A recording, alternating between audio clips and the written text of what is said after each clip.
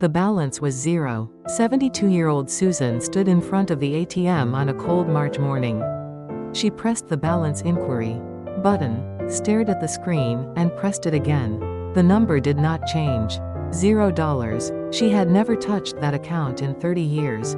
Susan stood there for a moment without moving. Someone in line behind her cleared their throat. She stepped aside. That evening, her son Michael was on the couch scrolling through his phone. Susan stood in the kitchen, reheating soup, and asked quietly, "Michael, have you seen my savings account?" He didn't look up. What account? That short answer told her everything. Michael's contracting business had been failing for 4 years. After it collapsed, he moved back in with Susan. And she let him, because he was her son and she loved him. She paid for groceries. She cooked meals. She didn't ask questions. But it turned out, that wasn't enough for him. She pulled the bank statements later that week. 16 withdrawals. $34,000. Small amounts each time, spaced out, careful not to draw attention. If you were in her position, what would you have done? Would you have confronted him? Would you have cried? Susan did neither. She finished heating the soup and set the table. But there was something else Susan was carrying that no one knew about. That past autumn, she had felt an unusual fatigue in her body. And gone to the doctor alone.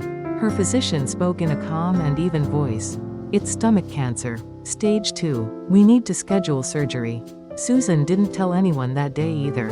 She thought telling Michael would only be a burden. Her daughter lived out of state and she didn't want to worry her. So she scheduled the surgery alone, prepared the paperwork alone, and came home alone.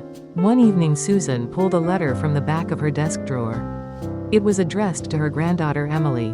Emily was 26, living on her own in the city, working as a graphic designer.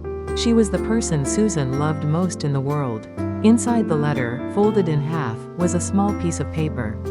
On it was a bank account number. Not Michael's, not her daughter's. No one in the family had ever seen it. Susan had been depositing a small amount into that account every month. For 20 years, quietly, without telling anyone. The balance was $48,000, more than what Michael had taken. 3 days before her surgery, Susan transferred every dollar of it into Emily's account. She completed the gift declaration paperwork. That money was no longer hers, and it was certainly no longer Michael's.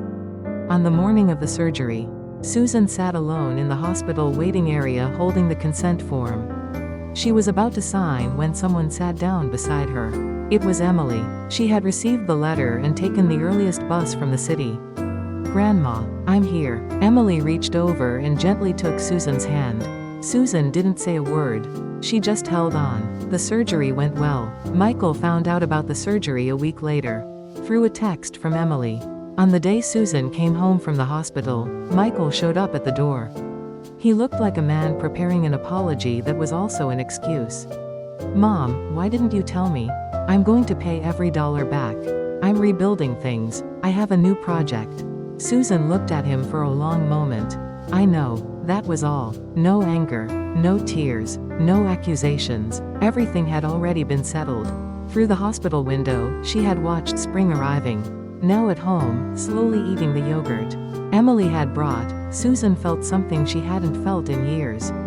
Light. Like 30 years of held breath had finally been let go. Like everything had landed exactly where it was supposed to. The money that moved from a mother's hands to a granddaughter's was not just money. It was the clearest decision she had ever made. If this story moved you, please subscribe to the channel. Every week we bring you real stories from real lives, told with care.